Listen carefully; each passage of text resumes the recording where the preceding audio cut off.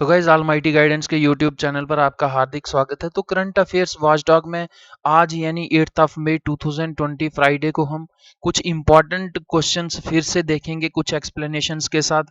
तो गाइज काफ़ी सारे कंसेप्ट्स जो हैं आज की वीडियो में भी आपके पहले की तरह रोज की तरह क्लियर होने वाली हैं। लेकिन वीडियो शुरू करने से पहले हम देखते हैं कुछ खूबसूरत लाइनें।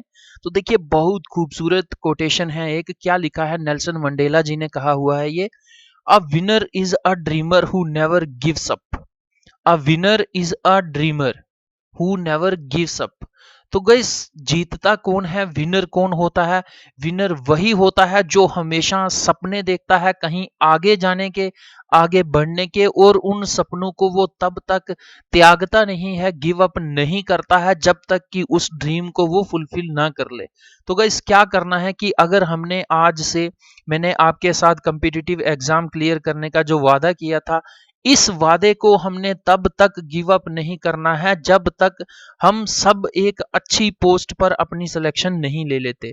तो गाइस करना क्या है कि आप जिस भी कम्पिटिटिव एग्जाम की तैयारी कर रहे हैं, चाहे वो यूपीएससी से रिलेटेड हो, चाहे अपने स्टेट पीएससी से है, चाहे कोई भी और अदर एग्जाम है, तो आपको क्या करना है कि आपको अपने जो प्रयास हैं उनको अनथक रखना है।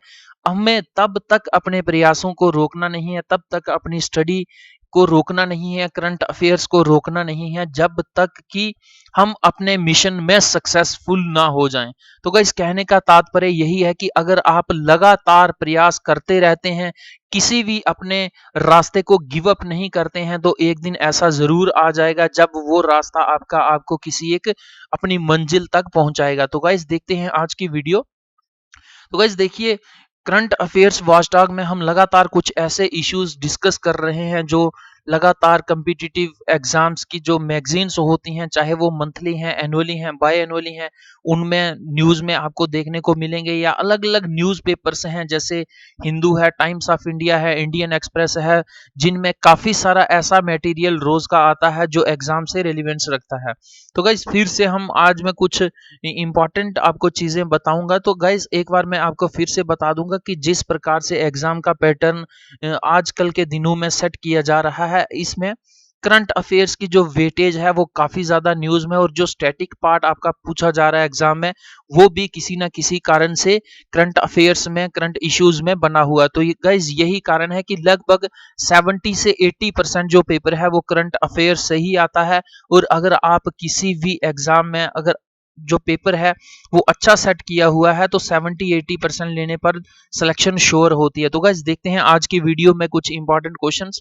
देखिए सबसे पहला जो क्वेश्चन है क्यूरेटिव पेटिशन के रिगार्डिंग है। रिसेंटली आपको पता होगा कि निर्भया केस के जो कन्विक्टेड थे उनको फांसी पर चढ़ाया गया। तो ये क्यूरेटिव पेटिशन जो है काफी ज्यादा न्यूज में रही थी तब, और यही कारण है कि कोई भी अगर टॉपिक, चाहे वो स्टैटिक पार्ट का है, चाहे वो करंट इश्यूज का है, वो अगर न्यूज में रहता है तो उससे डायरेक्ट क्वेश्चन पूछे जाने की काफी संभावना होती है। क्वेश्चन क्या कह रहा है, बहुत खूबसूरत क्वेश्चन है। Question is one among the most important questions of polity. Question कह रहा है consider the following statements regarding the curative petition, कि आपके पास क्यूरेटिव पेटिशन है, इसके रिगार्डिंग आपके 3 स्टेटमेंट दी गई हैं, और तीनों स्टेटमेंट्स को पढ़ने के बाद आपको करेक्ट बताना है। स्टेटमेंट फर्स्ट कह रही है the concept of curative petition was evolved bye the Supreme court of India, कि ये जो कंसेप्ट है क्यूरेटिव पेटिशन का, ये सुप्रीम कोर्ट की अलग अलग जजमेंट्स में से निकला हुआ है, ना कि ये किसी प्रकार का कोई स्टैट्यूटरी कंसेप्ट है, या फिर ये कॉन्स्टिट्यूशन ऑफ इंडिया ने इसको कहीं से डिफाइन किया है। कहने का तात्पर्य यह है कि ये सुप्रीम कोर्ट ने कोई जजमेंट दी थी, क्या ये क्यूरेटिव पेटिशन का कंसेप्ट उसी से निकला है, क्या ये करेक्ट है, आपको ये बताना है।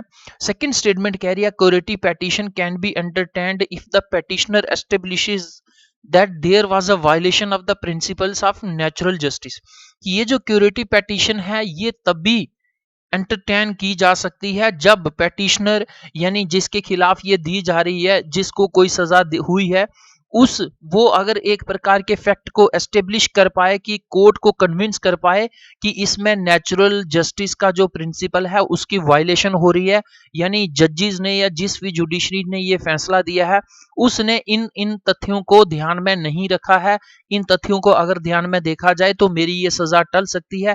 इस प्रकार के नेचुरल जस्टिस के लिए क्या क्यूरेटिव पेटिशन एंटरटेन किया जा सकता है तब जब पेटिशनर जो होता है वो कुछ एविडेंसेस दे सके कि इस प्रकार का वायलेशन यहाँ पर हो रहा है।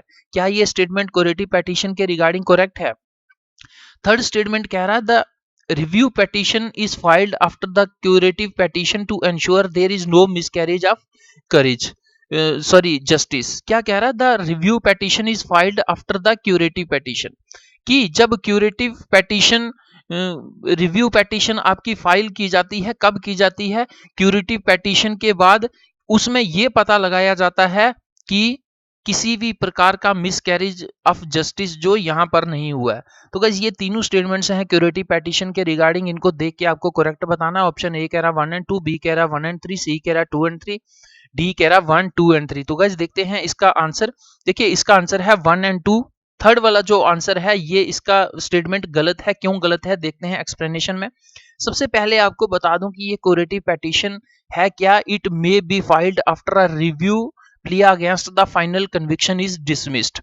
तो ये क्यूरेटिव पेटिशन कब फाइल की जाती है? जब आपकी रिव्यू पेटिशन खारिज कर दी जाए। तो गाइस होता क्या है कि किसी भी जजमेंट में क्या होता है कि जजमेंट में जजेस जो हैं वो फैसला सुनाते हैं। उसके बाद अगर जिसके खिलाफ जज ने फैसला सुनाया वो उससे खुश नहीं है तो फिर क्या होता है? फिर रिव्यू पेटिशन होती है।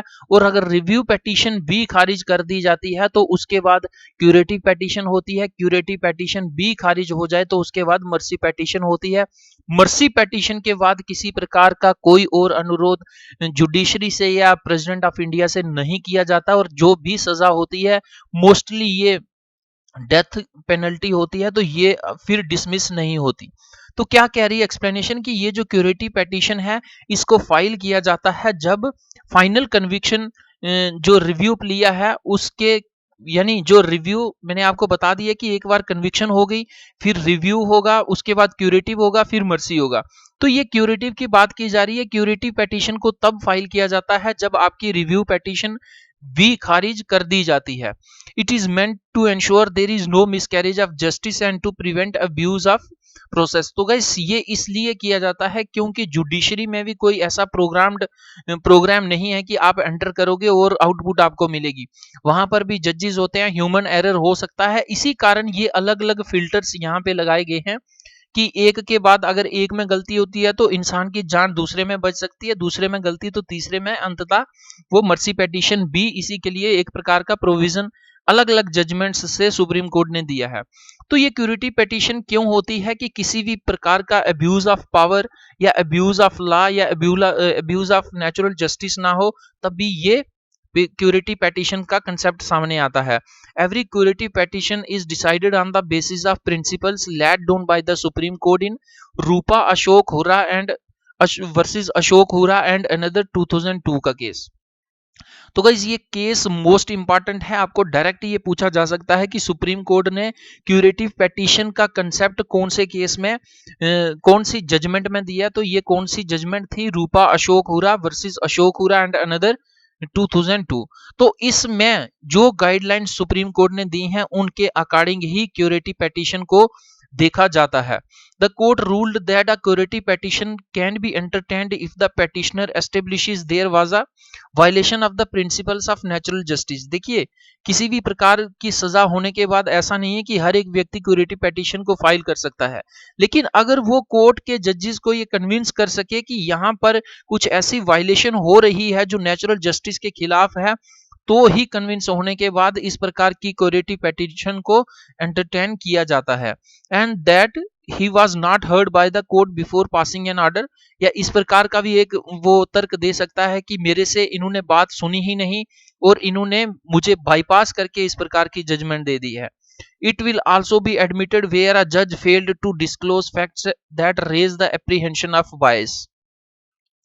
A curative petition must be accompanied by certification by a senior advocate pointing out substantial grounds for entertaining it। तो गाइस इस प्रकार की क्यूरेटिव पेटिशन जब फाइल करनी होती है तो जो सुप्रीम कोर्ट या फिर किसी भी कोर्ट में जो हायर यानी सीनियर जजेस हैं उनके पास उनका भी एक सर्टिफिकेट होना चाहिए, जिसमें वो ये चीज बताएं कि यहाँ पर काफी सारे ग्राउंड्स ऐसे हैं कि क्यूरेटिव पेटिशन को देखा जा सकता है। It must be first circulated to a bench of three most senior most judges and the judges who passed the concerned judgement if available. तो गाइस इस प्रकार की जब पेटिशन फाइल करने की सोची जाती है तो ये पेटिशन पहले पहुंचाई जाती है जो सुप्रीम कोर्ट के या हाई कोर्ट के टॉप मोस्ट 3 सीनियर जजेस होते हैं उनके पास, और जिन्होंने ये जजमेंट पास की है उनके पास भी ये दी जाती है अगर वो इस टाइम भी वर्किंग पर हैं। Only when a majority of the judges conclude that the matter needs hearing should it be listed as far as possible before the same bench।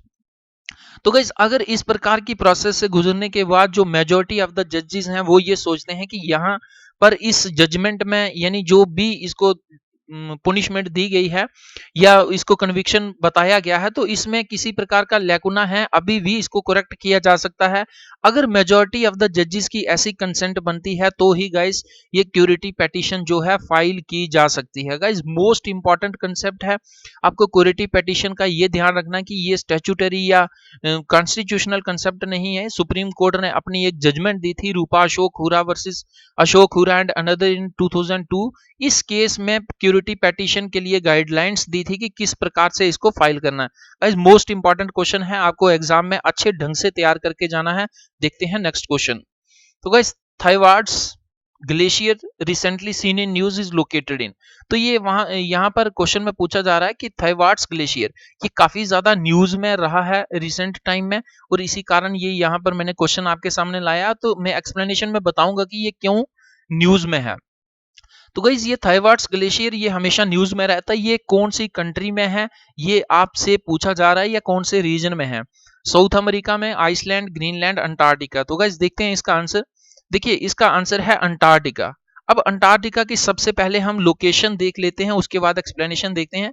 तो गाइस इस प्रकार से आपके सामने 7 जो मेजर कॉन्टिनेंट्स हैं और जो 5 ग्रेट ओशंस हैं, यानी 7 कॉन्टिनेंट्स हैं। इसके अलावा भी अलग अलग छोटे छोटे कॉन्टिनेंट्स या प्लेट्स आप उन्हें कह सकते हैं। तो यहाँ पर आपको जब भी कोई काम करना है तो आपको प्यारे भारत से शुरू करना है। तो यहाँ पर आपको मिल रहा है कि भारत जो है साउथ एशिया में पड़ता है, यानी ये आपका एशिया आ गया और ये डाउन साउथ में इंडिया आ गया। तो ये आपका एशिया वाला कॉन्टिनेंट है, ये यूरोप आ गया, ये अफ्रीका आ गया, ये नॉर्थ अमेरिका आ गया, ये साउथ अमेरिका आ गया, और ये है आपका अंटार्कटिका, ये है ऑस्ट्रेलिया। सबसे जो छोटा कॉन्टिनेंट है वो आपका कौन सा आ जाएगा, ये ऑस्ट्रेलिया वाला।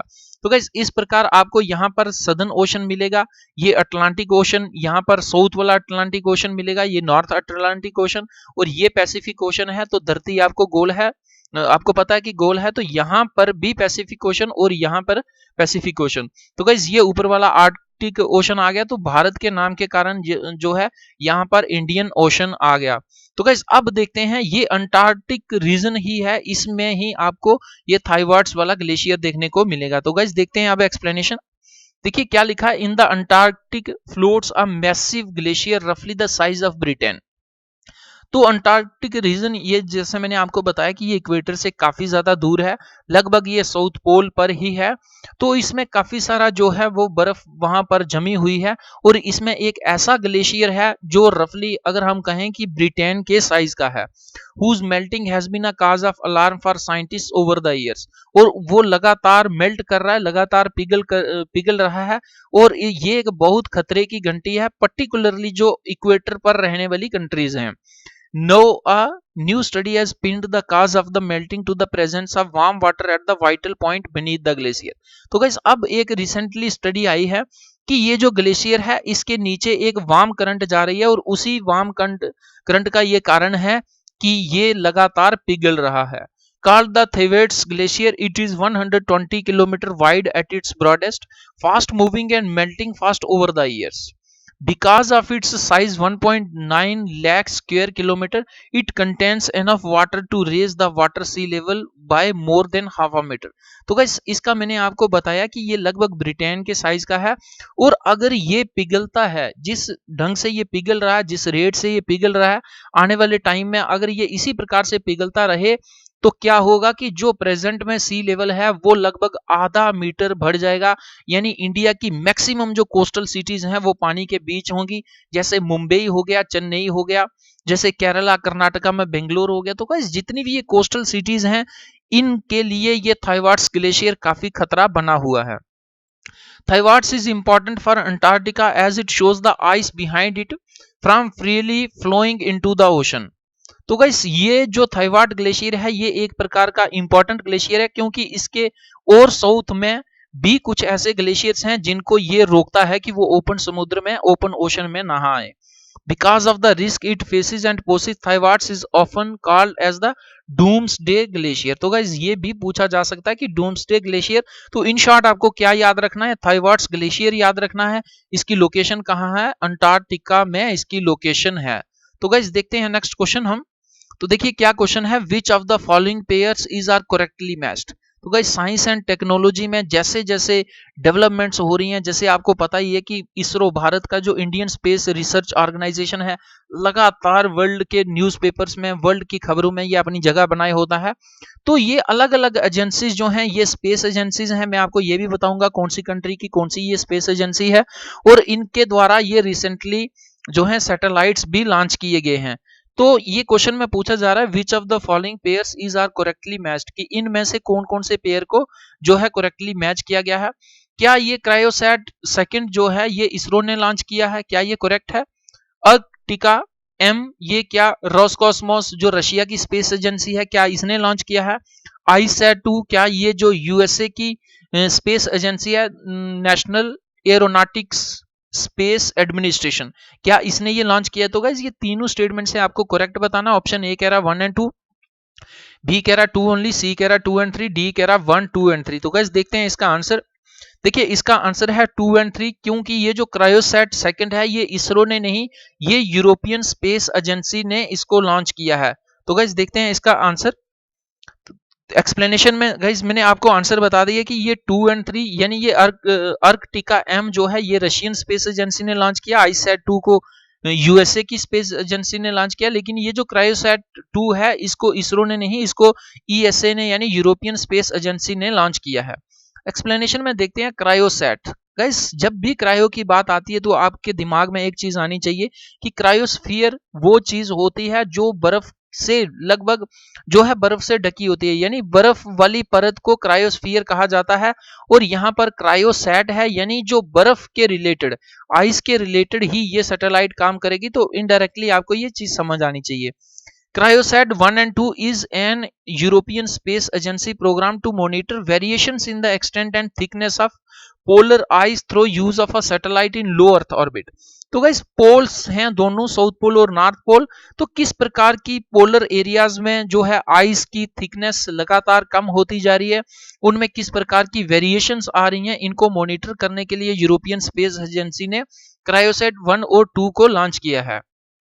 The information provided about the behavior of the coastal glaciers that drain thinning ice sheets will be key to better predictions of future sea level rise. तो गाइस इसमें क्या आपको बेनिफिट मिलेगा कि जो कोस्टल सिटीज हैं या कोस्टल एरियाज में जो आइस शीट्स हैं वो किस ढंग से मेल्ट कर रही हैं, तो इससे क्या होगा कि आने वाले समय में सी लेवल कैसा रहेगा, इसकी एक अच्छी प्रेडिक्शन की जा सकती है। इसका ये बेनिफिट होगा कि जिस प्रकार की प्रेडिक्शन होगी लोग उसी प्रकार से कोस्टल एरियाज में अपने रहने को, अपने अपने को सुरक्षित रख पाएंगे। तो नेक्स्ट क्या कह रहा, आईसैट 2। सबसे पहले आइस की क्या फुल फॉर्म है, ice cloud and land elevation satellite 2, यानी ये जो सैटेलाइट है ये इस प्रकार के हमें सर्विसेज देगी, आइस से रिलेटेड, क्लाउड से रिलेटेड और लैंड का एलिवेशन कितना है, इस प्रकार की सैटेलाइट से, इस प्रकार की सर्विसेज जो हैं ये आईसैट 2 सैटेलाइट से मिलेंगी। It is a part of NASA's earth observing system is a satellite mission for measuring ice sheet elevation and sea ice thickness।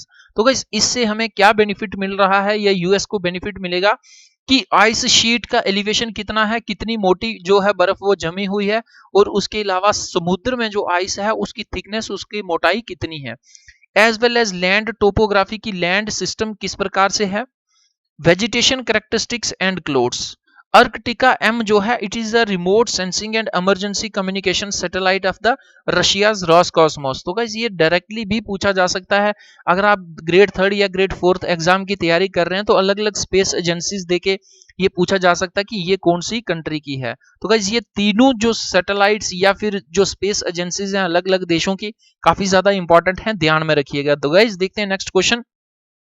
Question कह रहा है 2+2 dialogue sometime seen in news is held between. ये जो इन options में से, हालांकि बहुत सारी कंट्रीज हैं जिनके साथ हम 2+2 डायलॉग जो है वो होल्ड करते हैं, लेकिन इन कंट्रीज में से कोई एक ऑप्शन होगा जिनके साथ हम 2+2 डायलॉग, हम यानी भारत। तो गाइस ये 2+2 डायलॉग जो है किनके बीच में होता है? इंडिया और अफगानिस्तान के बीच में, India and China, India and United states of America, India and Russia. तो गाइस देखते हैं इसका आंसर। देखिए ये जो 2+2 डायलॉग है ये भारत और अमेरिका के बीच में होता है। On the December 18th, 2019, India and United States held security dialogue in Washington. This was their second 2+2 dialogue. The first 2+2 dialogue was held in New Delhi in 2018. तो गाइस ये जो रिसेंटली अभी 2+2 डायलॉग हुआ है ये किनके बीच में हुआ? इंडिया और यूएस के बीच में। The 2+2 dialogue is the highest level institutional mechanism between India and the US that brings together the perspectives of the two countries on foreign policy, defense and strategic issues.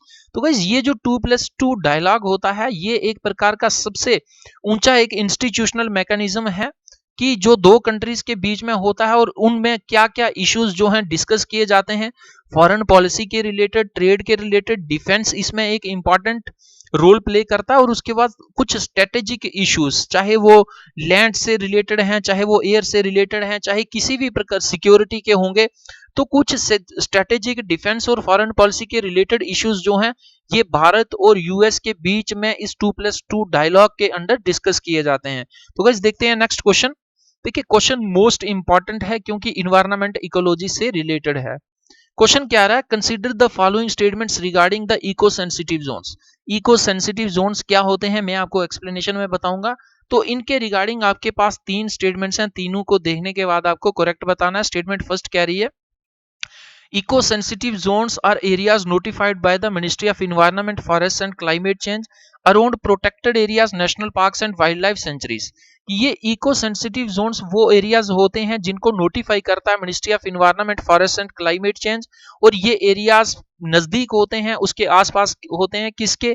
जो सुरक्षित area रखे गए होते हैं, protected areas होते हैं, या फिर नेशनल पार्क्स होगी, वाइल्ड लाइफ सेंचुरीज होगी। क्या ये स्टेटमेंट इको सेंसिटिव जोन्स के रिगार्डिंग करेक्ट है? ये पूछा जा रहा है। सेकेंड स्टेटमेंट कह रही है they act as a transition zone from areas of high protection to areas involving lesser protection.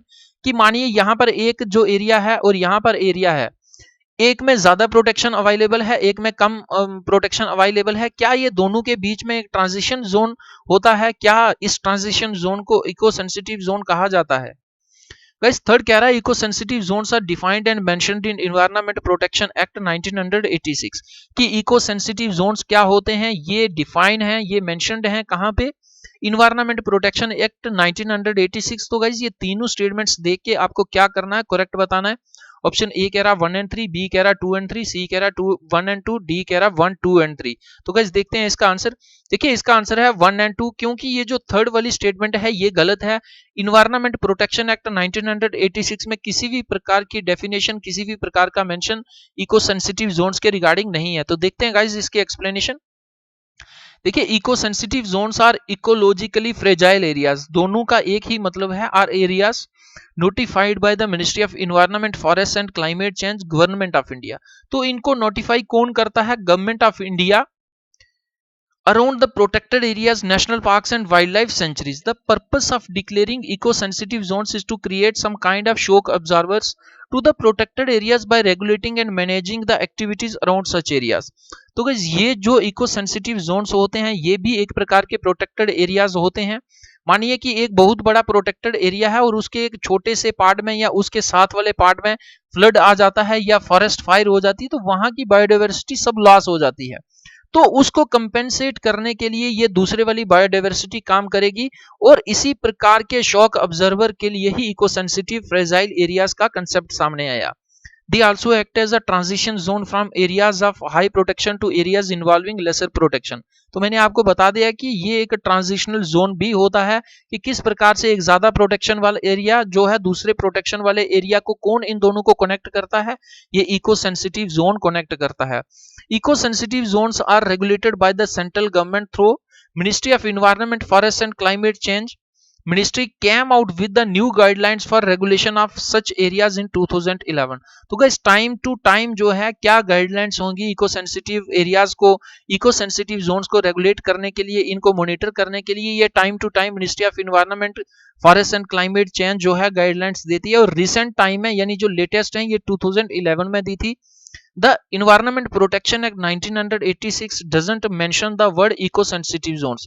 किसी भी प्रकार का मेंशन या डेफिनेशन इस प्रकार के एक्ट में नहीं दिया गया है, यानी ये डेफिनेशन या कौन बताएगा, ये Union Ministry of environment forest and climate Change ही बताएगी। तो गाइस काफी ज्यादा अच्छे क्वेश्चन जो हैं आज के डिस्कशन में हमने रोज की तरह डिस्कस किए हैं। आई होप कि आपको सारे कंसेप्ट्स क्लियर होंगे। गाइस अगर किसी भी प्रकार का आपको कंफ्यूजन है तो आपको क्या करना है या सजेशन देना चाहते हैं, आप कमेंट बॉक्स में मैसेज ड्रॉप करिए almightyguidance@gmail.com इस पर मैसेज करिए या इस व्हाट्सएप नंबर की भी हेल्प लीजिए। गाइस अगर किसी भी प्रकार की आपको कोई और सजेशन देनी है तो आप दे सकते हैं। गाइस फेसबुक पर भी काफी सारी इंफॉर्मेशन जो है शेयर की जाती है। गाइस एक वीडियो को बनाने के लिए बहुत मेहनत लगती है, इसलिए आप सबका ये फर्ज बनता है कि अगर वीडियो अच्छी लगती है तो इसे लाइक कीजिए। अगर डिसलाइक करते हो यानी आपको किसी प्रकार का कोई कंफ्यूजन है या आपको कंसेप्ट क्लियर नहीं आया, आप डिसलाइक करिए वीडियो को और कमेंट बॉक्स में ये बताइए कि क्यों डिसलाइक किया है, आप इसमें और क्या चाहते हैं। गाइस हर एक वीडियो का पीडीएफ पाने के लिए आपको क्या करना, ऑलमाइटी गाइडेंस के यूट्यूब चैनल को टेलीग्राम पर सर्च करना है। आपको वहां पर हर एक वीडियो का पीडीएफ मिलेगा। उसके साथ अर्ली मॉर्निंग काफी सारे न्यूज़पेपर्स शेयर की जाते हैं, काफी सारी कॉम्पिटिटिव एग्जाम्स की बुक भी यहाँ पर पीडीएफ फॉर्म में शेयर की जाती हैं। तो गाइज अगर आप इसी प्रकार से लगातार वीडियोस पाना चाहते हैं, नॉलेज गेन करके या शेयर करके आप अपनी तैयारी को और बूस्ट करना चाहते हैं, तो आपको क्या करना, ऑलमाइटी गाइडेंस के यूट्यूब चैनल को सब्सक्राइब करने के बाद रिंग बेल आइकन को प्रेस करके ऑल पर क्लिक करना है, ताकि जो भी नई नोटिफिकेशन होगी वो तुरंत आपको एक मैसेज या अलर्ट के रूप में आपके मोबाइल फोन या पर्सनल कंप्यूटर पर आ जाएगी। गाइज वीडियो देखने के लिए धन्यवाद। जय हिंद, जय भारत।